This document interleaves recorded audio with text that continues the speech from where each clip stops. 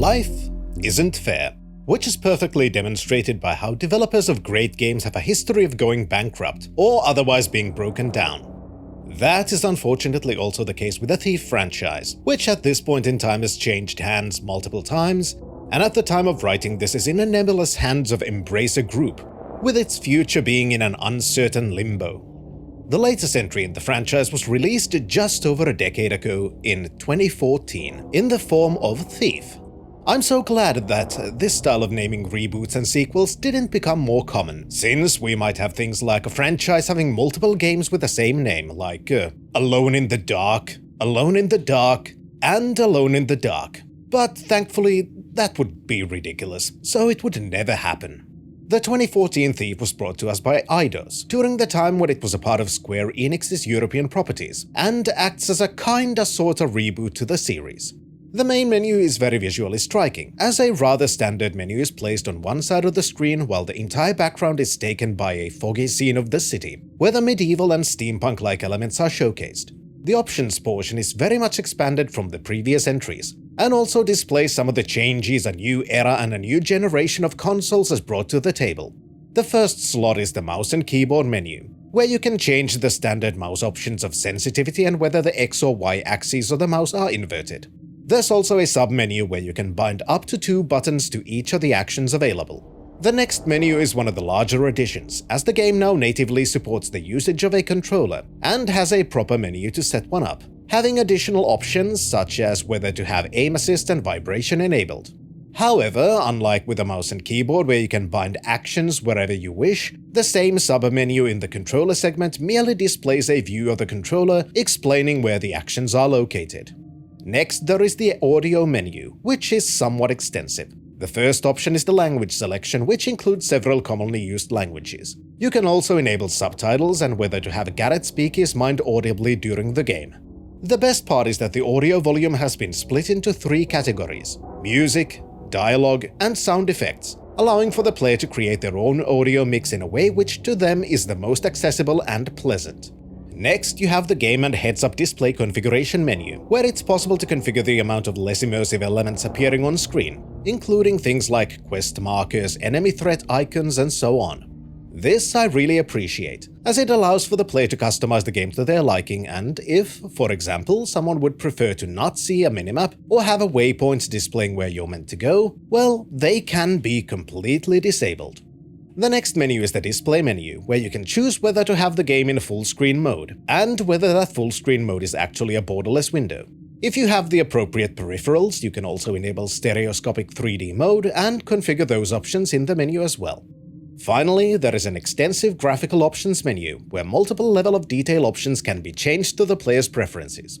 A very useful addition that helps the player with finding the appropriate graphical settings for their rig can be found from the main menu, as there is a benchmark button which runs a set of scenes with your chosen settings, and gives at least somewhat accurate view of how well the game should run with your selected detail options. Starting the game leads to the difficulty selection screen, where you're presented with 4 options. The first 3 are default difficulty options with theme-appropriate names, but I will refer to them as easy, medium, and hard. The easy and medium difficulties modify how aware enemies are to your presence, with harder difficulties making it easier to be seen by your opponents, while difficulty level also increases the price of resources and upgrades. The harder difficulty adds additional hurdles to these increasing challenges by also making enemies more deadly, and forbidding the player from killing or knocking out civilians, something that a stealth game veteran might immediately see as a significant challenge. Finally, the hard difficulty adds a new modifier, stating that the focus meter will deplete at a much faster rate. What this means? Well, we'll find out later. The last choice is a custom difficulty option, which opens up a completely new menu where several new options are presented. This is in my opinion one of the most interesting features of the game, and to begin customizing your difficulty options, you need to choose the base difficulty with which you'll play. Below this are a multitude of different modifiers which can be turned on and off, including things like only being able to take down enemies stealthily, removing most autosaves, removing healing items, requiring a pacifist playthrough, or a playthrough where you never trigger an alert, and so on. This to me is absolutely fantastic, and I wish more games had this extensive difficulty option system which allows the player to set challenges to themselves, which the game will then track. Each of these challenges adds points to a tally, which can act as an additional way for the player to challenge themselves, by having a way with which to track the difficulty of the game in a somewhat tangible way. Unsurprisingly, the game also has achievements, one of which requires completing the game with a certain amount of these challenges activated. Once you've either selected one of the default difficulties or customized your own, you can finally start the game. For the purposes of this video, I will be playing the game on the default hard difficulty with no additional challenge modifiers activated. As the game begins, you're treated to a very brown view of the city harbor as a new Garrett speaks over the scene. There's one thing this city's taught me. You can put a price on anything. Getting control over Garrett, you find yourself in the room of a sleeping man, and it's possible to experiment with the basic controls and to notice that for the most part they are very standard, but for those familiar with the franchise, are in some aspects lacking. This Garrett cannot jump spontaneously, nor are there buttons to lean left and right at will. One thing has been retained from Deadly Shadows, and done much better this time around, as when you look down you can see Garrett's lower body move with the camera. This aspect of an immersive body-conscious design has also been expanded slightly, which is quickly demonstrated as you walk forwards. Interacting with objects has gone through a few changes, first of which is the most obvious part, as now by default an interaction prompt is visible on the interactable object.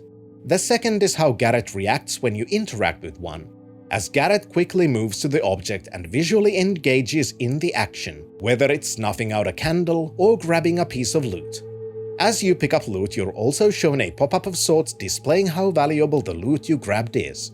The first room acts as a simple demonstration of some of the basic features of Thief by allowing the player to explore the room by themselves, figuring out that not only can you take clearly marked loot, but can also examine containers such as cabinets. This is a very effective way of teaching what kinds of explorations the player should get used to, while giving some respect to the player's capacity to figure some things out by themselves, instead of just pausing the game completely with a pop-up screen telling them to press E to loot. To move forwards, the game does give a slightly more obvious tutorial pop-up, explaining that you can vault over certain obstacles by pressing the jump button. This takes you outside, where the visual upgrades from the previous games become more clear, as you're treated to a view of the street below, where multiple people are going about their business during a festival season the city is currently engaging in. As you walk to the other side of the street on the Thieves' Highway, the game introduces a feature which I'm not the biggest fan of, as you're directed to hold the interaction button to open a window. This is not enough, however, but once Garrett has moved into position with his little crowbar-like implement, you're directed to tap the interaction button to actually open the window. The next room acts as a small tutorial while having no consequences for failing, as you enter a room with multiple bird cages where you're warned about making quick movements or you might alert the birds. This allows the player to experiment, and by running, the birds become agitated and start making a bunch of noise. Since you're in an isolated attic, this doesn't actually do anything, but acts as a warning to demonstrate how it's possible to alert people to your presence if you're not careful in situations where there is actual danger present. At the other end of the room, Garrett finds a painting, interacting with which moves Garrett close to the painting, where a new minigame is introduced. Instead of merely stealing the painting, some of these objects have hidden mechanisms which you're meant to locate.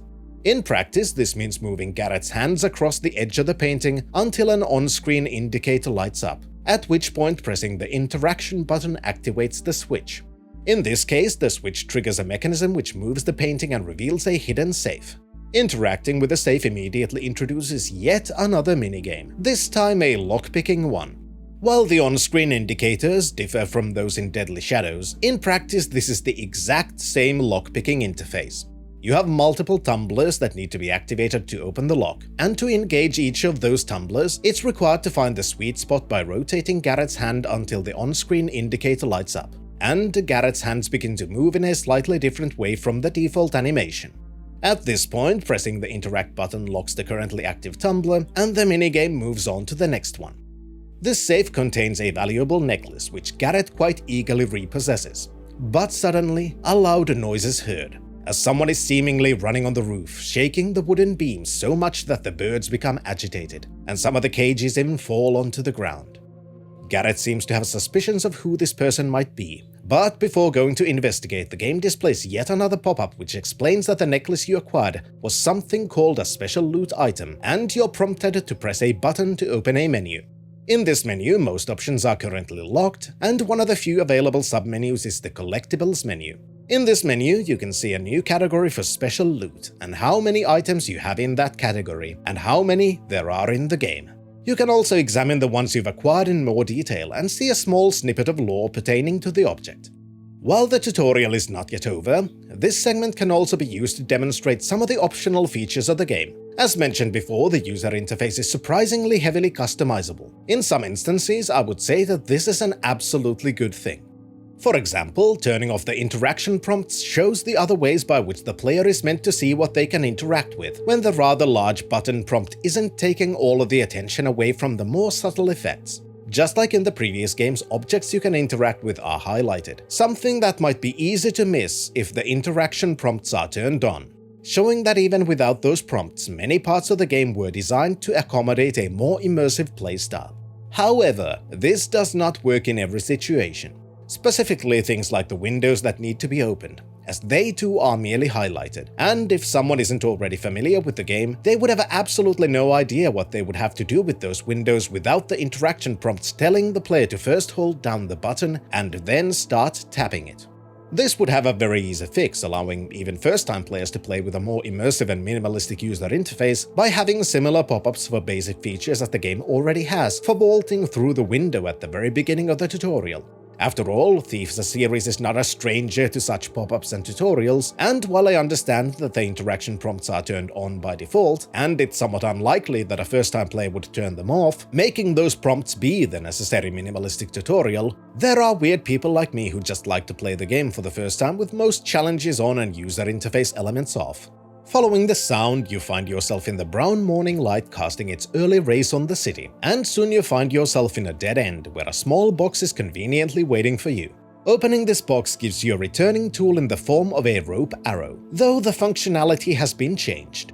Equipping the arrow allows you to draw out your bow, which now functions in a slightly different way from the earlier games. The first notable difference is the lack of a targeting box in the bow, which has now been replaced with a targeting reticle in the middle of the screen.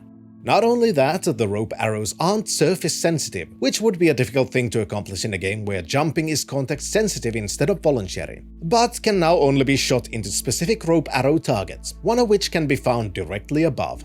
The target is distinguishable from the surrounding environment not only by the rope that's been wrapped around the wooden beam, but also by it becoming highlighted once targeted. Not only that, you cannot shoot the rope arrow when the target is not highlighted, meaning it's not really possible to fail this tutorial segment. Once the arrow has been shot, a rope falls down from the beam and it can be jumped into, while close enough to the rope. Climbing the rope is done by using the forward and backward movement buttons, and to leave the rope you need to press the jump button again. As you reach the higher rooftops, you find the source of the noise, another thief called Erin, who seems to have some kind of history with Garrett, and has also been hired to work on the same job by their fence, Basso. This short back and forth leads to Erin goading Garrett into running after her, which is a short tutorial explaining some aspects of the movement system, namely the fluid running mechanics that can be combined with the vaulting and jumping systems by holding down the sprint and jump buttons, allowing you to move quickly and loudly while almost seamlessly transitioning between running and vaulting movements. Eventually you reach the target where another short exchange between the thieves takes place, and the game pauses with a tutorial pop-up. This pop-up describes a familiar feature to the fans of the series, the lighted gem, which can be used as a visual indicator describing how hidden you can assume you are. It's also another example of how the tutorial segment seems to have had multiple different people working on it, while not necessarily having a unified design philosophy set. As parts of the tutorial allow the player to experiment and learn organically, some aspects use non-intrusive and short guidance pop-ups, and now you get a Deadly Shadow style pop-up which pauses the entire game to explain a feature. Further ahead, you're introduced to the corner peek feature, in which Garrett hugs a wall and it's possible to peek behind a corner while maintaining a relatively small profile. To detach from the wall, all one needs to do is use the movement controls to move away from the wall. As you get towards the street, Erin shows off a special tool she's made herself, taunting Garrett about how he would need one too, as she climbs a wall leaving you behind. Since it's currently impossible to follow her, you're left to fend for yourself on the street level, which brings with itself some additional features. Crossing the street highlights how the game handles enemy awareness and how to telegraph it to the player, since as you move into the light a new marker appears over one of the people on the street. This marker, vaguely in the shape of an eye, slowly begins to fill, though this moment has clearly been created in a way where it's practically impossible to be seen without specifically forcing it to happen, making it an educational moment instead of an actual danger. Not only that, a new sound can be heard which indicates that someone is becoming aware of your presence. If for some reason you decided to get seen, the eye-shaped indicator changes color and gains new mode indicator dots above it. But instead of being properly able to experiment this feature, the tutorial fails and you're forced to load a previous save. The following segment acts as a small introduction to the relationship between Erin and Garrett, who have apparently worked before, but due to Erin's different style of thievery, Garrett isn't particularly pleased about working with her again. The player is also shown how to engage in some basic actions in a safe and consequence-free way. Climbing ladders is done by walking towards them and using the jump button, which locks Garrett onto the ladder, similar to the rope climbed before. You're also told that you can make less noise and noisy surfaces by crouching, though it's explained in a position where no one will hear you anyway and can merely run over the louder metal gratings. Soon after this, a very quick moment explains how to use the melee attack button to destroy items, which in this case lets a retractable ladder fall down, allowing you to proceed. As you enter a new apartment, it's possible to find a good reason to explore places thoroughly, since the apartment belongs to a voyeur, which has been telegraphed well by showing a pop-up detailing the name of the area you've entered. First, you can engage in some voyeurism yourself, as you're directed to press and hold the interact button on a door. Doing so changes the view into a new perspective as you peer through a keyhole. It's a pretty cool little feature which allows for some slight examination of an area where you're intending to go. The voyeur's been spending time watching their neighbors and conveniently has left a diary of sorts where they've written down notes about what their neighbors have been doing. One of these notes talks about a possible hidden cache of valuables in another apartment. Using this knowledge, when you enter the next area, you can search the room thoroughly and find a hidden switch, which opens a hidden compartment containing several valuable loot items. It's completely possible to merely pass through the apartments and never notice the hidden compartment or the note detailing its existence, which I appreciate. Soon the game is interrupted with a cutscene explaining the mission you're on. Basso wants to acquire something called the Primal Stone, currently located in a place called Northcrest Manor, the home of the local Baron. You find yourself in the Baron's courtyard, where Garrett immediately notices the large amount of guards. Before going any further, you can listen to a conversation which explains more about the state of the world. Electrical lighting seems to be a relatively new invention, and it seems like the Baron intends to exhibit these new inventions to someone, as long as the lights are working, which currently, some are not. Following Erin, soon the game introduces one of the most important new features with a small introductory pop-up, swooping. This feature allows Garrett to quickly move from one position to another, being in essence a short sprint while crouched. In this tutorial, it's intended to be used to swoop from one shadowy location to another. How this position has been crafted is interesting, as when you go into the light, a guard will begin to become aware of your presence, and by swooping they will not have the time to notice you. But if you attempt to merely crouch walk from one shadow to another, you're very likely to be seen as the lit area is just long enough to give the guards time to notice you. This is the kind of design I appreciate in tutorials, where it can be seen as heavy-handed as the game does force you to use a specific feature, but it's also made in a way where using the new feature absolutely makes sense, and clearly signifies to the player where and why this feature will be useful. Moving further, you're introduced to pickpocketing, by having a guard block an exit to the next area, while they conveniently have a coin purse on their belt. To actually pickpocket, you need to move close enough to your target, highlight the stealable object, and hold the interact button. This moves Garrett closer while a circular progress bar appears on the object. Once the bar is filled, the pickpocketing is considered successful and you swipe the object into your loot inventory. The next little set piece is a proper introduction to quiet movement, which was slightly teased in an earlier segment, as you're tasked to move through a flowing water without alerting the guards. Even if you crouch, your basic movement still makes too much noise, causing a guard to notice you, thus failing the mission. To successfully complete this segment, it's necessary to not only crouch, but also use the slow movement modifier button while doing so. Eventually you reach another arrow box, which this time contains a water arrow. This is the Thief 2014's introduction to the light manipulation mechanics, which has been one of the key features of the franchise from the very beginning. After equipping the water arrow, you may notice that the targeting reticule has a different shape from the reticule displayed during the rope arrow segment. As you draw the bow with the water arrow equipped, the reticule grows smaller, and when you target a torch nearby, it changes form again, showing clearly that you're now targeting something you're intended to shoot at. However, unlike in the rope arrow segment, you do not have to directly target the torch to be able to fire your arrow, and it's possible to just shoot somewhere near it, as the water arrows have a rather substantial effect radius. Eventually you'll catch up to Erin, whose path forwards is blocked by 2 guards. To try and solve this, she quite brazenly attacks one of the guards while they're looking away, but doesn't have the time to properly hide the body. This leads to another tutorial where you're directed to knock out the other guard before he gets to check on his partner. This is done via another contextual button specifically meant for knocking out unaware guards. Once you've knocked the guard out, you can hold the interact button on the body, which automatically loots the body and lifts it into carry mode. While in this mode, you're very visible and move very slowly, but can move the body into a location where it will not be seen. After doing this, more is revealed about Garrett and Erin's relationship, as unlike Garrett, who merely knocked the guard out, Erin killed the guard she attacked. This doesn't please Garrett, who talks about his own code as a thief. He's not a murderer, and as a professional thief, killing should absolutely be the last resort. There's clear animosity between the characters, and it seems like Erin is doing everything she can to show to Garrett that she's not only equal to him, but even better. For her reckless behavior, Garrett seems to blame the claw, Erin's special tool. The next segment teaches the player about throwable objects. Unlike the earlier games, throwable objects are also considered equipment, which have a limited inventory and need to be equipped. In this portion, the player is directed to use the throwable objects to distract a guard, creating a pathway forwards. However, it's also possible to experiment more with the alertness system while doing so. As you throw an object near the guard, it causes them to be slightly alerted and turn their attention towards the noise. This also adds some dots on their alertness meter. These dots are in a sense their alertness counter, and as the dots slowly disappear, they return back to their regular patrols.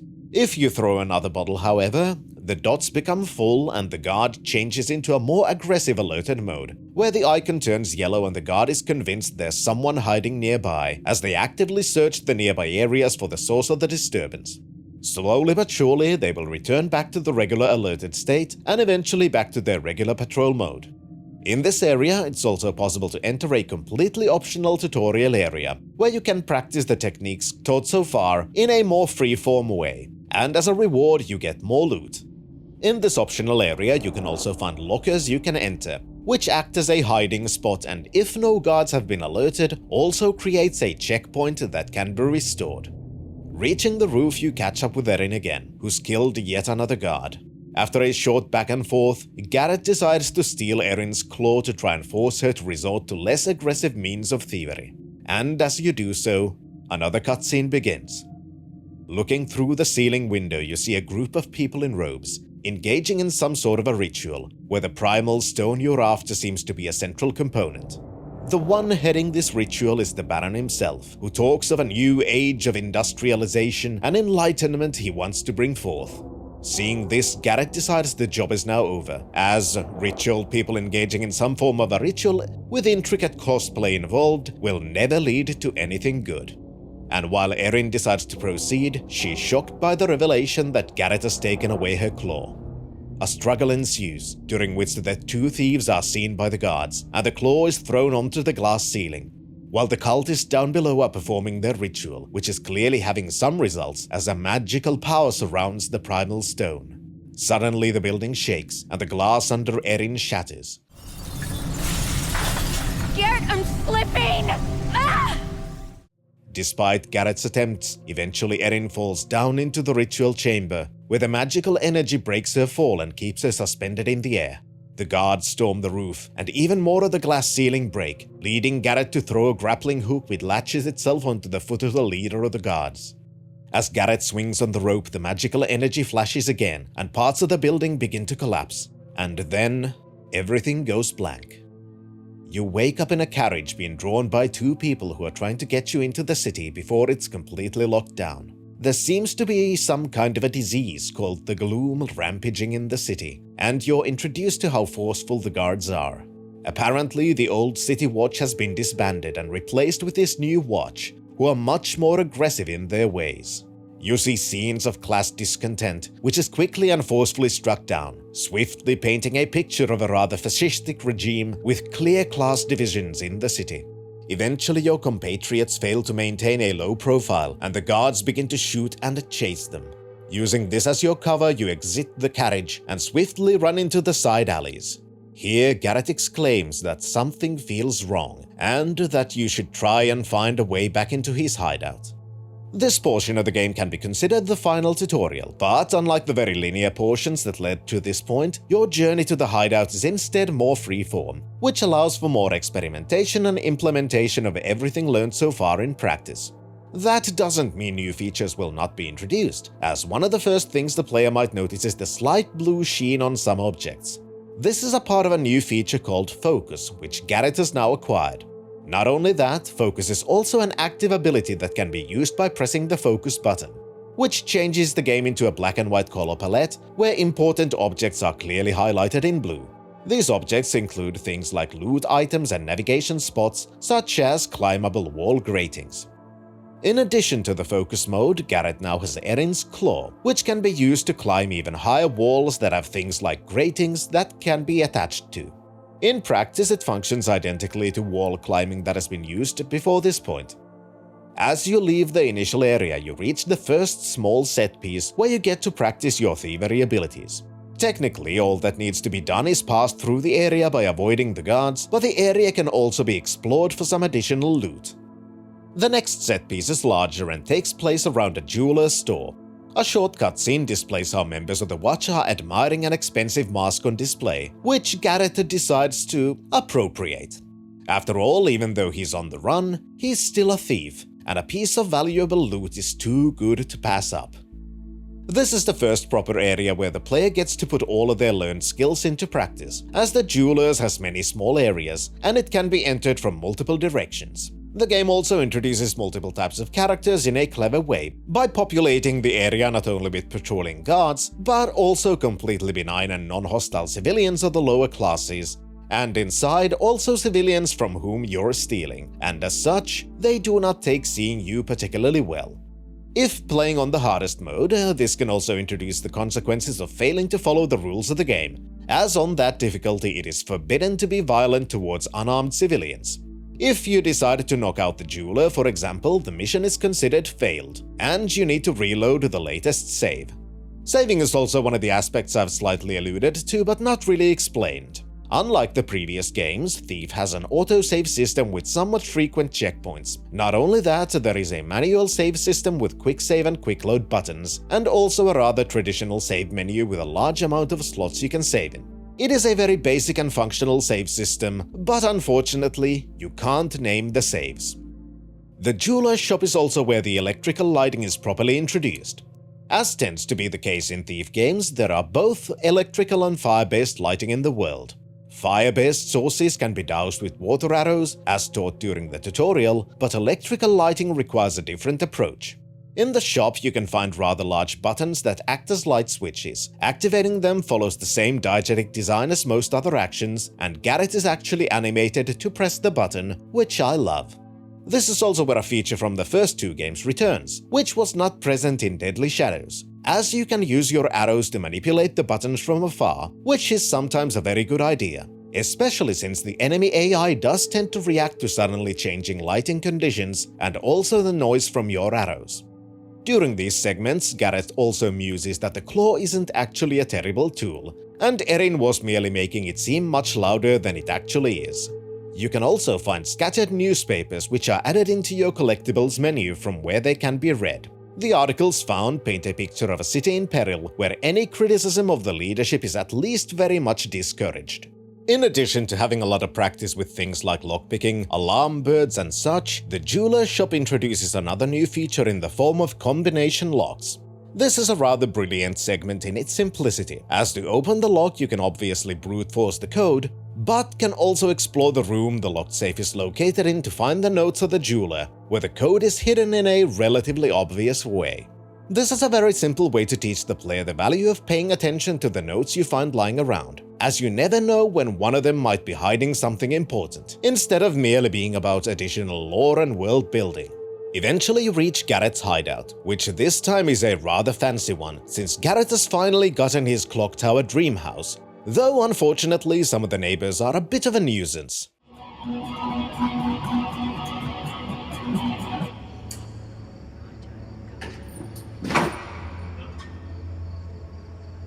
God damn it! Broke my cigarette! The end of the tutorial mission also introduces another feature, which could have been found out before by exploring the menus in detail during the mission. But the game doesn't draw attention to it until this point. Each mission has a set of theming objectives for specific playstyles. These include things like a general objective of stealing all of the loot during the mission, but also more arbitrary objectives, such as using the environment to take down a certain amount of guards or to douse a certain amount of flames. Many of these objectives are mutually exclusive and cannot be reached during the same playthrough of that mission. It's also likely that during the first playthrough the player wouldn't complete any of these objectives, and as such the usefulness of completing them might be obscured until purposefully attempting to complete one. Whenever you do complete a mission objective, they are given a monetary value at the end of the mission, and this bonus is transferred into your pool of funds immediately. This means that the game incentivizes completing the extra objectives for additional rewards, which might sometimes require the player to either spend resources they wouldn't have otherwise spent or play certain segments in a way which they normally wouldn't. To help with some of these objectives, such as finding all of the loot, the menus include a rather thorough statistics segment during each of the missions, which very clearly displays things like how many loot items the map has, and how many of those you've found, and so on. The clock tower itself basically serves two functions. Unlike in Deadly Shadows, where you could practice some skills and gain some equipment, in Thief your home acts as a place where all of the unique loot items are displayed, and where you can interact with your equipment stash. The stash itself has two tabs, one for items you have stored, and another for your inventory from where you can store items from. Since each piece of equipment has a maximum amount you can carry at once, sometimes it might seem like a reasonable idea to store some of your gear to have enough room for additional equipment you might find in the wild. Exploring the clock tower further leads to a cutscene where it becomes clear that Basso's been looking for Garrett seemingly for a while, considering the amount of unanswered messages on Garrett's windowsill. So you gain a new objective, to meet Basso at a nearby underground establishment. Leaving the clock tower leads to one of the major segments of the game, as you find yourself in the city. Between missions, you can now explore a larger version of the city when compared to Deadly Shadows.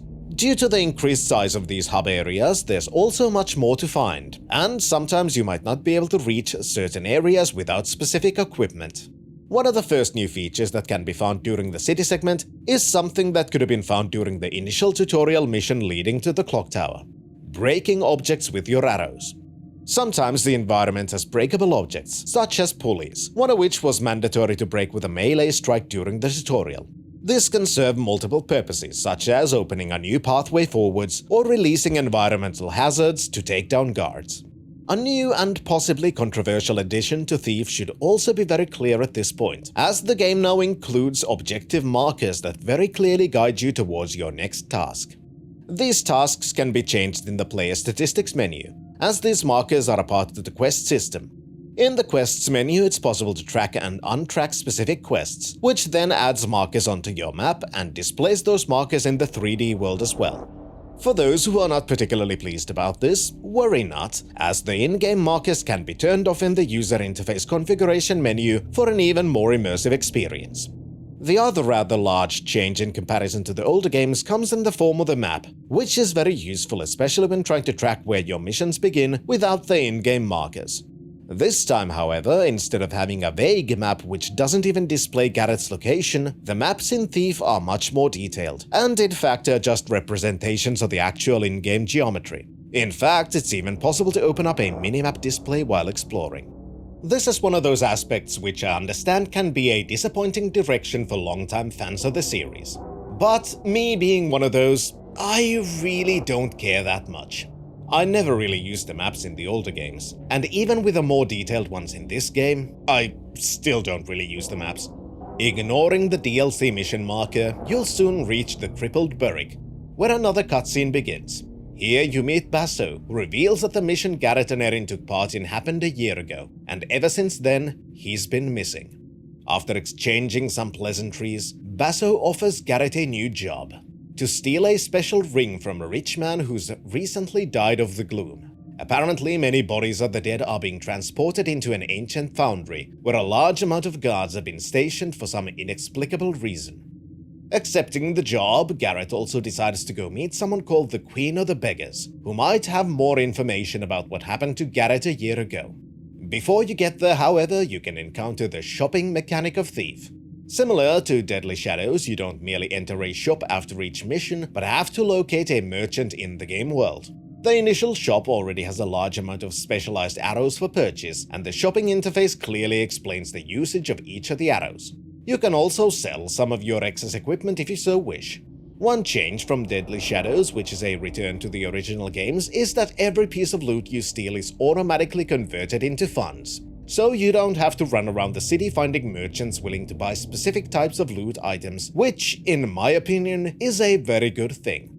The final two tabs of the shopping interface are the largest changes to the Thief gameplay loop. In addition to arrows and such, you can also spend money on gear upgrades, which include things like a wrench that can be used to access features that would be otherwise unavailable, and updates to things like your lockpicks, making the minigame easier to complete. The final tab is for purchasing passive upgrades, such as talismans increasing the amount of focus you have, or items which allow you to carry more healing items. Since these upgrades are pretty expensive, it already primes the player to expect they need to really find as much loot as possible to unlock new features and improve their character. It's also possible to speak to Basso again and find out that he acts as a side quest provider. Most of these quests take place in the city hub areas and guide the player to small set pieces in which you are tasked to steal a specific item. Some of these quests are different, however, and open smaller missions which take place in separate areas that also include things like thieving objectives. Eventually you'll reach the Queen of Beggars, who resides in an abandoned and dilapidated cathedral with her followers. The Queen is a veritable repository of information, and seems to know more about the explosion that happened 1 year ago than she's currently willing to divulge, explaining that it was caused by men who believed they could control something they didn't fully understand. She also explains that her beggars found Garrett after the explosion, gravely wounded, and ever since then they had been taking care of him, keeping him alive. But recently, when the gloom outbreak began, Garrett began to exhibit signs of waking up from his long coma, at which point they wanted to return him to the city. In the end, the Queen doesn't give Garrett many details about what is going on, leaving him with the final words explaining that everything will be revealed in time, if Garrett chooses to listen. And so, you leave. Immediately after the cutscene, the game introduces yet another feature: focus mode upgrades. These upgrades improve things you can do while using focus, including revealing even more secrets with the blue glowy markers, or making you more quiet, or slowing down time, and so on. The upgrades are purchased with focus points, one of which is immediately provided to you. To gain more, a pop-up explains that you can donate money to the Queen's cause at the cathedral. At some point, it's possible you might fail to be as stealthy as you intend to, and can be introduced to the combat mechanics. This time, Garrett doesn't have a sword, but instead all of the fighting is done with your blackjack. The fighting itself has changed quite significantly from the earlier games. One of the most important changes is the addition of a dodge button. The core of the fighting consists of having to smash the enemy with a blackjack while avoiding their attacks, and once enough damage has been done, the enemy enters a fatigued state, during which it's possible to knock out the enemy instead of killing them. Generally, once you learn the combat system, fighting individual enemies can become pretty easy, but it's still time-consuming and very noisy, so you can attract unwanted attention, and fighting multiple enemies at a time can be extremely dangerous. It's also possible to purchase focus mode upgrades which allow for faster combat takedowns if correctly executed. Before you leave, it's also possible to notice a glimmering plaque on the wall. This is one of the features to which you need to purchase the wrench upgrade, as the plaque is bolted into the wall, and these bolts can only be removed with the wrench. There are several other features which require this upgrade, and having one almost immediately visible to the player after potentially seeing the upgrade in the shop is a clever way to quickly display the usefulness of the tool. If the player manages to miss the plaque, the start of the second mission should at the latest introduce the usage of the wrench tool, as the very beginning of the level has been rather cleverly designed. You begin at the edge of an aqueduct, looking towards a small bridge leading to the ancient Foundry. Multiple guards are immediately visible, and the way forward seems pretty well lit. However, that is not the only direction that seems feasible, and you have a safe path down into the aqueduct readily available. Once you reach the end of it though, your path is blocked by a metal grating that has been fixed to the wall with bolts, revealing that if you had the wrench tool in your possession, an alternate and probably safer route would be available. This kind of design I do appreciate, as in a very simple but effective way it imprints the idea into the player's mind about why they should have the tool upgrade. In the first area, you're also introduced to guard dogs. Thankfully, unlike the Dark Souls games, dogs are kept in cages and act as a slightly different version of the guard birds. While the birds react to movement speed, dogs react to proximity within their field of vision. Regardless of which pathway you take, eventually you reach a wall that can only be scaled into one direction. In this ash-covered courtyard, something surprising happens as Garrett sees a vision of Erin, calling out to him. Despite this, you push forwards, where yet another mechanic is introduced. In some areas, Garrett can scale features on the wall. Using the jump button, Garrett attaches himself to the scalable object, and the view changes into a third-person perspective. Climbing itself is very simple, and for the most part you merely push the directional controls into the direction you wish to climb, while occasionally using the jump button to change between ledges. Working through the set pieces, you find out that the bodies transferred to this facility aren't treated with much respect, and are hung on a conveyor belt of hooks, and even used for target practice by the guards stationed at the facility. Since your target is one of the corpses, you follow this conveyor towards your objective, eventually being treated to two new features. The first of these is broken glass, which is scattered across the facility. In effect, broken glass takes the place of the metallic surfaces of the previous games, and is extremely loud if moved on with any speed faster than sneaking. The second is the appearance of a new type of lock, which Garrett is unable to pick.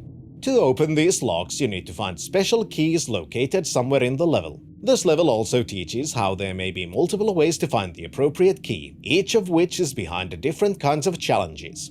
For example, in this case, one of the keys is being carried by an enemy that counts as a civilian, and thus on the hardest level cannot be killed or knocked out. And trying to pick his pocket is not particularly easy due to the location near multiple guards.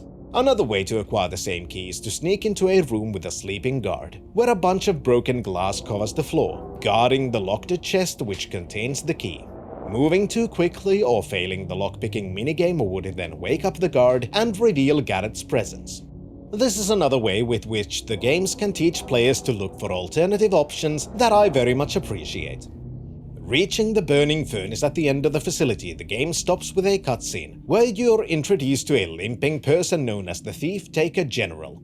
Even though it's not explicitly stated, those with a keen eye might notice that this person is the same seen at the very beginning of the game, and his limp was caused by Garrett, whose grappling hook latched onto his leg during the mysterious ritual in the tutorial mission. Not only is the Thief-Taker General very stern, he's clearly also not particularly concerned with the personal property of others, as the guards under his command are looting the corpses transferred into the facility for any valuables, before finally burning the corpses in the furnace. One of these valuables is the cog-shaped ring of the nobleman, your target, which the Thief-Taker General takes into his office. This is obviously not an obstacle for the Master Thief Garrett, so soon you find yourself in the office, where a simple block puzzle is the only thing standing in the way of you and your target. As you take the ring, visions once more flash before your eyes, and as you come to, the Thief-Taker General himself barges into the room, and after a brief struggle you find yourself barricaded in the office, needing to find a way out quickly before the guards break down the door. This leads to a group of set pieces during which you make your escape from the facility through mostly linear segments, as you have to try and use most of the stealth and movement abilities learned so far to finally reach the exit and escape back into the clock tower.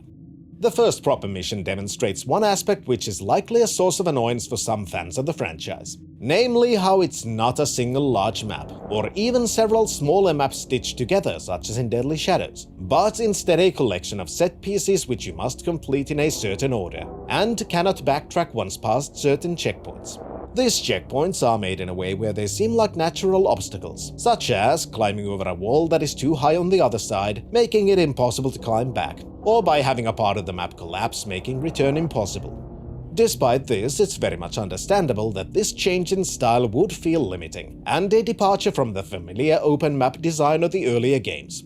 While this style of map design is useful for storytelling purposes, as the player will face each part of the story and every revelation within it in a specific order, as there is no other option, it's also not the best for other aspects of the game design, specifically the thieving objectives. It's very much possible to reach the end of the level only to check the statistics screen where you'll realize you're missing one piece of loot, or one tick from some other objective, only to find that whatever you're missing is not in the set piece you're currently locked into. While I think that the set pieces themselves are well built, and many of them have multiple options on how to proceed, this style of design where it's impossible to backtrack to complete missed objectives is not particularly good game design, and it's very likely that any player who wishes to complete as many of the thieving objectives as they can will end up replaying the same level over and over again, or even resorting to the Thief wiki to avoid having to replay the level even more. Back in the clock tower, Basso once more sends a message to you, asking you to meet him in the Black Alley, where a client wishes to meet you. This client is called Orion, a philanthropist of sorts who runs a makeshift hospital, taking care of the victims of gloom. He explains that while he is against thievery in principle, this cause is too important, and as such he wishes for Garrett to acquire a unique book, which might lead to a solution to the problem of gloom. Having nothing better to do, Garrett accepts the mission and sets his eye on the House of Blossoms, a nightly entertainment venue popular with the upper classes of the city. Garrett, having never visited the location himself, ponders where to find more information about the place and recalls that Erin has been into the building at one point, so you have your next target, Erin's hideout. At this point, new areas of the city are now available, and you can find your way into the docks, where a new side quest provider can be found, and also another shady merchant who now sells new unique tools. The existence of these tools could have been figured out even during the first chapter of the game, but there wouldn't have been a way to purchase them before. One of the ways to find this out would have been to engage in one of the side quests, which opens up a new mission instance. In this mission instance, you can find a very prominent little painting which can only be stolen with a razor tool that the player would not have so early in the game. Erin's hideout is a short set piece, but as you reach her inner sanctum, something strange happens as you seem to be transported into a strange ethereal world, where Erin speaks to you, revealing how she tried to emulate Garrett, but also revealing this underlying resentment and secrets she has not revealed. As you snap out of this mysterious vision, you find Erin's secret hiding place, within which you find a strange object you decided to take with you. The next mission starts in ancient caverns beneath the city, guarded by troops hired by the House of Blossoms to protect this den of depravity. The first portion of the mission has you explore these caverns as a prospective client of the establishment is being escorted towards the entrance. There are some additional pathways you can take, and as tends to be the case, many of them are locked behind features which require the purchase of additional tools from the thievery merchants. In a sense, this can get kind of annoying, since while there are options within the level design, it can sometimes feel somewhat artificial because of the tool requirements. But after realizing this is the case, which should have happened during the first proper mission, it's more than likely that those additional tools would be a priority purchase for most players anyway. The House of Blossoms itself is an opulent establishment full of things I probably shouldn't show on YouTube, because this platform doesn't really like nudity. While exploring the place, you can get a slight view into the secret lives of the rich who live in the city, through both environmental storytelling and NPC banter. Eventually, you have the opportunity to eavesdrop on the proprietor of the establishment, Madame Xiao Xiao, and a client who happens to be the thief-taker general. During this conversation, it's made extremely clear that the general is far from being a good person, blackmailing underground establishments for their money, which they call the Black Tax, constantly demanding more and more of their proceedings to allow the establishments to function. Not only that, considering the nature of the House of Blossoms, the general seems to be a prime candidate for being the next political streamer embroiled in a scandal. Good. If I have to wait, then I'll have a bit on the house. Something young and juicy. I shall call Jasmine Blossom. Jasmine's getting too old. I want something younger. No! Feeling less bad about destroying his leg, you continue further and eventually reach the main office of the Madame, from where you find a hidden passage that takes you closer to your target. The office also contains what should at the latest be an introduction to traps. The levels contain multiple trap variations, the most common ones of which are dart traps that shoot you if you trigger the mechanism. These mechanisms tend to be linked to either pressure plates or chests or safes. The focus mode allows you to not only see the traps and their triggers, but also the connections between them. But there are also environmental clues to the traps if you pay attention. For example, if a chest is trapped, there tends to be a small mechanism with a wire attached to it, signifying that it is indeed trapped. To disable the traps, you can often find a control box somewhere in the level, most often relatively close to the trap themselves. And if you've purchased a wire cutter tool, that can be used to disable the control box and thus disable the traps connected to it. Within the passage is a sealed entrance, behind which you're told the book you're looking for might be found. Thankfully, Garrett decided to visit Erin's hideout before embarking on this mission, since before this entrance is a pedestal with an indent shaped like the device you found at her place. The device itself is a dial of sorts with 4 rings, each of which has been adorned with multiple symbols that can look familiar to someone who's played previous Thief games. To figure out which symbols to use on the device, you need to use the peeking mechanic to look through small peepholes on the walls of the hidden passage, revealing that there's even more stuff YouTube will not let me show, but also that the Madame or the establishment is likely using this area to spy on her most important clients. As you peek through the holes, you also experience a flash into the memories of Erin, further cementing that the accident a year prior has created some kind of a connection between the two of you.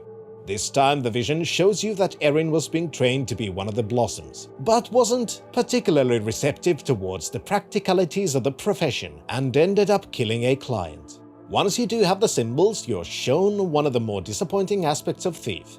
There are several puzzles in the missions, many of which are pretty decent, such as having to figure out the optional save combinations and so on. I like trying to figure out such things, so puzzles are a joy to me. Unfortunately, when it comes to things like mandatory puzzles, Thief is much more hands-on to ensure there's basically no way to fail. In this case, whenever you tag one of the symbols scratched onto the walls of the ancient construction within which the House of Blossoms was established, that same symbol is then highlighted on the dial. Obviously, this means that there's little figuring out what needs to be done, or even remembering, as the game directly tells you the solution once you've found the pieces.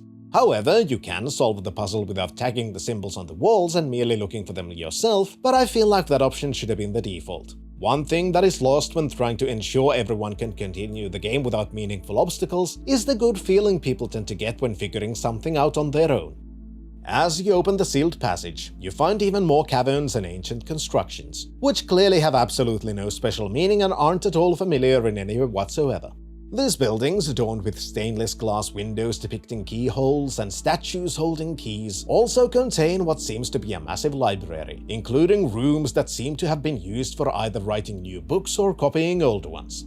The disrepair of these buildings implies that the area has been abandoned for a long time, perhaps even for centuries, and while no humans inhabit these places, there seems to be something else. That, however, is completely irrelevant to Garrett, and you push on deeper into the complex where you eventually find a room where the book you're looking for is kept. Using the dial to unlock the container, you finally have your hands on the ancient tome, adorned with a decorative gear symbol on its cover. As you return the book to Basso, things begin to take a turn for the worse. His bird returns to your clock tower and is dying. This doesn't seem good, and your next task is to find out what has happened. The city is becoming restless. Orion and his followers, known as the Graven, are beginning to openly oppose the Baron and his forces, causing the Baron's Watch to rule the locals with even more of an iron fist, even resorting to summary executions on the street. Going into Basso's office, you find Orion frantically looking for the book, still believing that it is the key to saving the city. Garrett, however, doesn't care, and the only thing important to him at this point is finding Basso and rescuing him.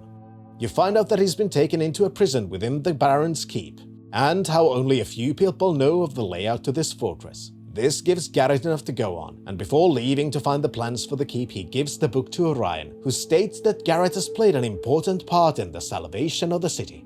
The next mission takes place in several different locations and shows more of the escalation of unrest the city is going through. The first segment takes place on the rooftops, where you see people fighting and also running in a panicked state through the streets. Many of the rich you can overhear packing in an effort to escape the city before everything collapses. Not only that, you can constantly see the massive keep in the distance, your eventual target. And even that seems to be less impregnable as you've been led to believe, as a massive explosion within the keep shakes the city. As Orion's informant is inaccessible due to the unrest, Garrett decides to steal the plans from the architect himself, and so the second portion of the mission takes place in the engineer's apartment, where the Baron's men are trying to reach the engineer who's locked himself into his study. When you reach the office, you find him dead, and steal the plans for the keep, just as the Baron's men break down the door, which leads to an escape segment where you run across the rooftops. This is still not the end of the mission, but instead, now you're tasked with infiltrating the keep, as the fighting becomes even more evident, and another explosion in the keep throws debris across the city. While most of the mission has been constructed of parts that at this point should be familiar to the player, the keep infiltration brings up some new features, namely environmental hazards.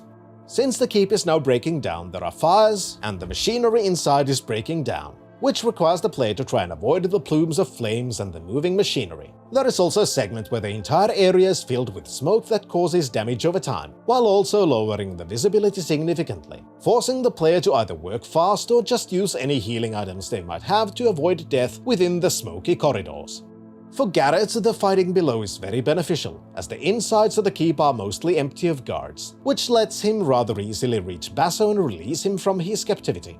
This also is not the end of the mission, as Garrett remembers the tales of a vault inside the keep, containing immeasurable amounts of treasure. Despite Basso's protestations, Garrett cannot resist this challenge, and as Basso escapes to the inn at the docks, Garrett goes deeper into the keep, hoping to find this legendary treasure.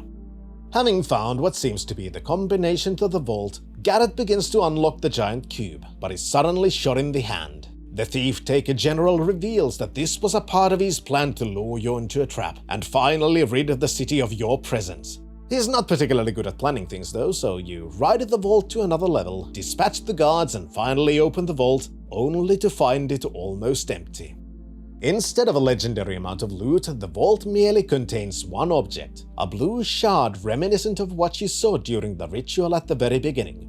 Touching the shard causes you to black out once more, as you enter the weird spirit world where Erin seems to reside. The flashes of memories you hear reveal that Erin was an orphan, and eventually came to see Garrett as a sort of big brother-like figure, explaining that their relationship was something akin to a sibling rivalry. More importantly than that, Erin also explains that if Garrett wishes to know what happened to him during the year he's lost, he should go to a place called the Moira Asylum, where more answers might be found. Suddenly, you snap out of this vision and find yourself inside the vault, which is now tumbling down, as something has clearly happened to the keep. This ends up being a lucky break, and once more Garrett returns to the clock tower, this time with a goal more personal than before. That's most definitely what's up, YouTube.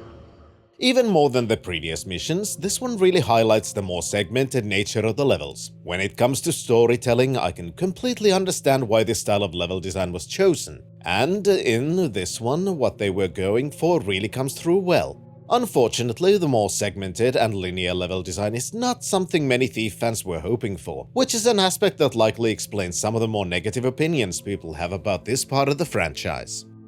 The tensions in the city are rising immensely, and as seen during the mission, the fighting has become more open and spread onto the streets.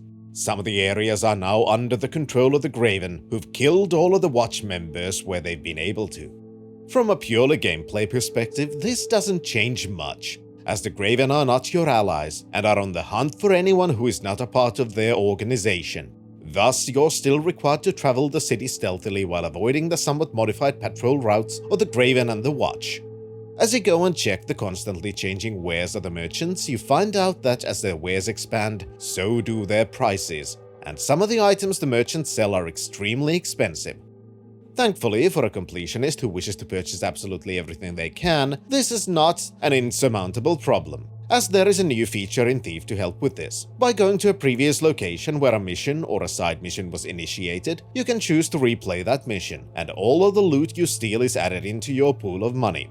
However, the bonuses for completing thieving objectives are one-time bonuses, so only the loot stolen is added from any mission in which you've already completed the additional objectives.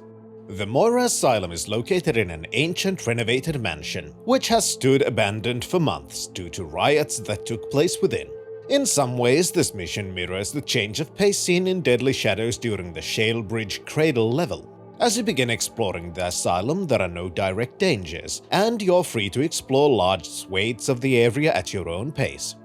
Eventually, things begin to happen, and the area seems to be haunted, as you see visions of people who suddenly disappear into impossible locations, and things seem to move on their own. The initial exploration segment of the level is mostly pretty interesting, and you can not only find out that during the last year Erin was indeed held in this facility, and her presence seemed to cause disturbances with the other patients, but also about the more ancient history of the asylum. You find out that Erin was held in the deeper parts of the facility and make your way into the basement, where corridors laden with multiple cells are located. Turning on the power to the facility allows you to explore the place more, but also opens up the cells, which still have some surviving patients, who are not particularly friendly towards you. In the so-called treatment facilities, you see more visions of Erin, and you find out that the Primal seems to have taken residence within her, and that the Baron took her into this facility with the purpose of trying to extract this Primal from Erin. This didn't go that well, however, and strange things began to happen more and more. Some of these strange things are revealed as you go even deeper into the facility, as you attempt to reach the isolation cell where Erin was eventually transported into. The deepest parts of the facility introduce the player to a new type of enemy, which the game calls the Freaks, but since I find that name to be kinda lame, I've chosen to call them the Afflicted instead. This is because these enemies used to be patients in this facility, until they were somehow influenced by the primal energy within Erin, eventually transformed into these strange monstrous apparitions. What they are in practice is this thief's version of the undead. The biggest differences between the Afflicted and the other enemies is that these monsters also react to your usage of focus, signifying there is a clear link, and how they cannot be easily killed or knocked out. Basic weapons seem to do absolutely nothing against them, and only special arrows seem to be effective in taking out these beings. Once you reach the isolation chamber, you see even more visions of Erin, filled with images of the Afflicted and sounds of Erin's desperation, as her mind is calling out to you. Eventually you see a moment during the asylum riots, as the Baron with his forces recover Erin and carry her somewhere, giving you yet another target, the Baron himself. The asylum level is not as good as the Cradle. There just isn't the same amount of tension, and the jump scares in the level, in my opinion, act against the tension that there is. This would have been a great opportunity to delve deeper into the supernatural aspects of the world, especially since this version of the universe doesn't really have much supernatural within it. What the level does show off, though, is how a more open exploration level does work in this Thief as well, since that aspect of the level does actually work. And most of the level is about the kind of freeform exploration that's the staple of the Thief series, instead of the more linear set pieces seen in most of the earlier levels. The next level takes place within the Baron's Manor, which is a pretty cool set piece, some of the areas of which you've partially explored during the tutorial. This time the area is full of guards, ready to defend the Baron against the Graven forces, who've taken over large portions of the city as their uprising is seemingly rather successful. Exploring the manor combines most of the exploration features learned so far, and when inside the mansion you get to explore the rather massive insides pretty freely, until eventually you reach the Baron's quarters, where a longer discussion with the man himself takes place. You find out that the Baron and Orion are in fact brothers, and after the explosion at the beginning, there was a schism which caused the two to part ways, as they both seemed to have different ideas for the primal they were attempting to use. Now the Primal is trapped within Erin, and she's been taken by Orion's forces, who also intends to use the power for his own purposes. Not only that, you've given him almost everything he needs by acting as his personal thief, bringing him all the important objects needed for the ritual used to release the power of the Primal. Everything except the final piece, which the Baron notices is within you, as he pushes you into the elevator, taking you down into the ground level, where Orion's forces have broken through and are now ransacking the manor. One more task remains, stealing a primal stone piece from the Baron's secret laboratory that can be found from the ruins of the ritual chamber. After solving a simple puzzle, you break the containment unit housing the stone. But before you're able to leave, you're interrupted by the thief-taker general, whose leg will regret this interaction. The final portion of the level is another escape sequence, where you run through a severely damaged section of the city, burning and collapsing as a result of the fighting between the Graven and the Baron's forces. While I don't particularly dislike these segments, the ending of this one I find kinda funny, as it dates the game to be extremely 2010s.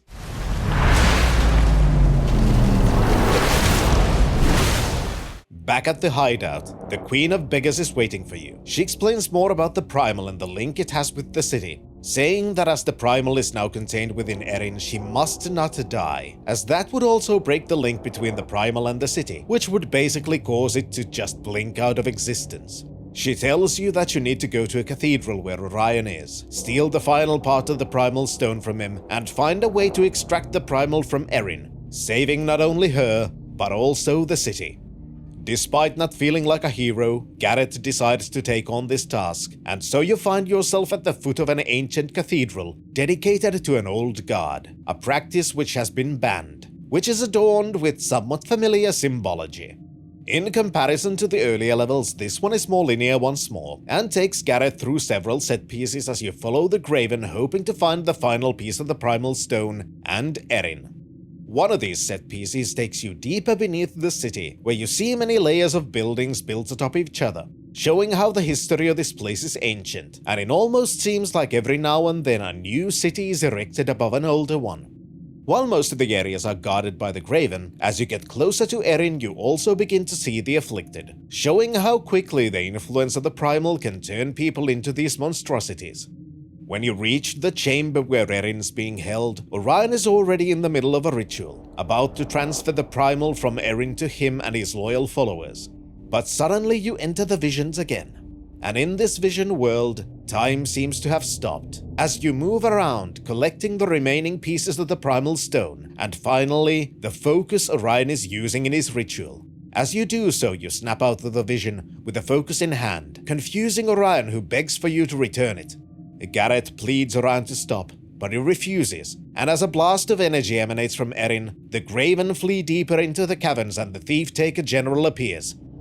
This leads to what could be called a boss battle, though it's completely possible to just use stealth and escape the area without ever actually engaging with the General. The fight itself can easily be cheesed with enough focus, and even without focus the actual fight is not particularly interesting. After all, Thief is not really a game where combat is the primary point. Whichever option you choose, you need to leave the area and follow Orion, which leads to the final mission of the game, this time without a mid-mission segment taking place in the city. The final mission is quite linear, and is mostly about smaller set pieces which either have the Graven or the Afflicted patrolling the areas. The final showdown itself takes place inside a half-built Graven ship, where you finally catch up to Orion. Garrett attempts to explain that the Primal is not the cure for the gloom, but will merely make things worse. But Orion refuses to listen, and the power within Erin seems to take hold of her. In a flash of spite, she kills Orion and turns her gaze on Garrett, blaming him for all of her woes, reveling in the newfound power she contains. The last showdown is not really stealth-focused, as much as it is about taking advantage of light and darkness. Copies of Erin float around the final arena, and they occasionally flash a burst of energy, which damages Garrett if he's touched by this energy, and to avoid it, one merely needs to stand in the shadows where the light gem shows darkness. While this battle is not particularly exciting, it does show off the very nice dynamic lighting system. Once you've collected the pieces of the Primal Stone around the arena, Erin's finally fatigued, and you manage to complete the entire Primal Stone. In a flash, the scene changes again and you're in a situation reminiscent of the end of the tutorial segment, as Erin is once more almost falling down to her death, begging Garrett to hand over the claw. Get it slipping! Before doing so, Garrett knows he must complete the ritual, freeing the Primal from Erin, but a flash of energy causes her to fall, after which Garrett quickly throws the claw towards her, and then everything goes white. As you recover, you find the claw stuck on a wooden beam, implying that Erin has used it to escape and is still alive. So, Garrett gazes at the city, which has now been saved from the latest threat, as the Baron is likely dead, as is Orion, and the Primal has either been contained or completely released, mitigating the threat it brought, and future is now somewhat hopeful again. Thief 2014 is an interesting game. It's not exactly like the older ones, but has multiple similarities. The gameplay itself I mostly enjoy, even though there are some aspects that can really feel like downgrades, such as not being able to jump when you want, and movement actions being bound to one multi-purpose key, which can sometimes cause you to do something you didn't intend to, such as trying to do a swoop movement but instead you end up climbing a table, or trying to open a drawer and instead going into the edge peek mode. Similarly, rope arrows aren't as versatile as they were in the first two Thief games, though in my opinion they are still handled better than the climbing gloves in Deadly Shadows. The tutorial segment acts as a relatively good introduction to most of the basic gameplay functions, going through each of the features one by one in rapid fashion while also introducing the initial storyline. There are some flaws to how the player is taught, however, especially when comparing to the earlier games. This is evident especially when it comes to special arrows. The other Thief games do a pretty good job at introducing arrows and other special tools, by not only having them be visually very distinctive, which is not the case in Thief 2014, where most of the arrows are just inside boxes and the most clear indication of which arrow you find in the box is just a text pop-up. The older games also gave the arrows and other tools at very specific points, where they could immediately be used in a way which makes their purpose very clear. In Thief 2014, there are fewer special arrows and tools, and their usage is not made particularly clear. Until you reach the Afflicted, things like fire and blast arrows, for example, seem to just be very loud damage arrows with no particular special use. There are also choke arrows that allow you to stun but alert enemies for easy knockouts, but considering the thieving objectives, they end up feeling mostly useless. Similarly, the special tools such as the wrench and wire cutter, which are used to interact with environmental objects to open new pathways and disable traps, are initially introduced in a decently good way, but due to how useful they are made to seem, it can feel like they're a necessity, which can lead to the player feeling annoyed if they hadn't already gotten the new tools prior to when they are first needed. The level design is very different from the earlier games, but isn't necessarily bad. While the other games relied more on a freeform style for the levels, Thief 2014 opts for a more linear experience, with smaller set pieces stringed together, which allows for a more coherent style of storytelling within the levels themselves. This rather large departure, though, is an understandable criticism from Thief fans for why this game doesn't feel as much like Thief as it should. One aspect for why a more freeform map style wouldn't work with this game is the difference in thieving objectives. Unlike the earlier games, there is no minimum loot requirement. In fact, that wouldn't even work with this style of level design, as it would be possible to lock yourself out of being able to complete a level by missing enough loot from the set pieces you cannot return to. I would have preferred the more open style of the earlier games, but I can also appreciate the story-focused design, even if it's not exactly what I was hoping for. The city hub segments between the missions are another part that can be divisive, and unfortunately they retain similar issues present in Deadly Shadows, by having you run through multiple hub areas just to reach a certain position, as there is no fast travel system. Not only that, movement between areas can be slow because of the two systems which seem to be there to allow for new areas to be loaded in. Specifically, tight passages you need to squeeze through, and tap the action button to move over a beam that's blocking the passage, or opening windows which also requires tapping the action button repeatedly to open it. Thankfully, at least during the initial exploration, each of the hub areas has a bunch to find, and the side quest system adds little tasks the player can complete for a little extra cash while having a reason to explore another area. The storyline I find rather interesting, and I wish we could have gotten a continuation to it, since the ending very much leaves the future unclear. Thief 2014 is not exactly a reboot, even though in many ways it seems like it. In fact, the storyline seems to take place far in the future, but everything that happened in the earlier games is still canon. The old gods are mentioned several times, and we even see some of their artifacts, specifically those of the Hammerites, whose order was banned several generations earlier. Some of the ancient forgotten caverns are clearly a part of the Keeper compound, where even the spires within that housed parts of the libraries are present. Not only that, the Moira Asylum was created by the widow Moira, whom you could meet in Deadly Shadows. There's even a small bit referencing that level in Deadly Shadows. Won't someone bring Edwina her wine? She's been waiting so long. Within the asylum, you can also find some references to a sneak thief, who at some point was imprisoned within the facility, and at least tried to escape, possibly even succeeded, but during one of those attempts lost a mechanical eye that acts as a special loot item. These are clearly references to the original Garrett. All of the clues point out to this story taking place during the unwritten times Garrett brought into existence by sealing glyph magic from the world, and that the city seems to be caught in some kind of a loop, where certain ideas and people seem to repeat themselves in slightly differing forms. For example, the Baron and his forces could be said to be a reflection of the Hammerites, devout to their leader, crafting mechanical machinations while ruling the city with an iron fist. Orion then could be a reflection of the pagans, someone who believes the city is corrupt and needs to be returned to some earlier state to weed out the corruption that is destroying the city. Then we have the Queen of the Beggars, who deals in information and seems to have a vast amount of knowledge, even of things seemingly secret to everyone else. This is obviously a form of the Keepers. She even has vast knowledge of the Primal, which I assume is the distillation of the glyph magic sealed in Deadly Shadows, and it's now trying to release itself back into the world. The lack of glyph magic in the world would also explain why there are no spellcaster enemies nor any proper undead in the world of Thief 2014. Some aspects of the story are unfortunately somewhat lacking. For example, the relationship between Garrett and Erin is only partially explored, and mostly from Erin's side. We do get a view into how she saw the relationship from an emotional point of view, but there isn't really much about what their actual history is, which makes Garrett's motivations for chasing her less clear. Similarly, the Thief-Taker General is a persistent villain, but most we see is him just being a villain. There isn't much backstory to him and his dislike for criminals, which would be a nice thing to explore more, especially since he isn't the most moral character either.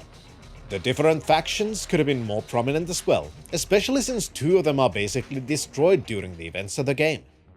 Overall, the gameplay of Thieves feels pretty good, with some minor flaws such as those mentioned before with the multi-purpose buttons, even if it is in some aspects simplified when compared to earlier games. The levels and the gameplay loop aren't necessarily up to par what a Thief franchise fan would expect, which is a bit of a shame, as the more linear and closed-off nature of the levels is a departure from the kind of gameplay the previous games were known for. There's a lot of potential within Thief, and the biggest shame is that a lot of that potential was left untapped.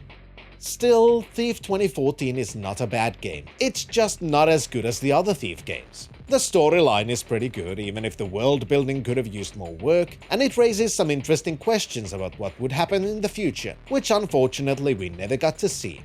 The problem is that a lot of good stuff is not explicitly pointed out. For example, during my first playthrough, I never put it together that the Primal is intended to be a manifestation of banished glyph magic. These kinds of connections with the older lore could have been made even more clear, since I assumed they were meant to be explored further in potential sequels. But since those didn't happen, we merely got something that's pointing to a direction, but isn't really connecting fully.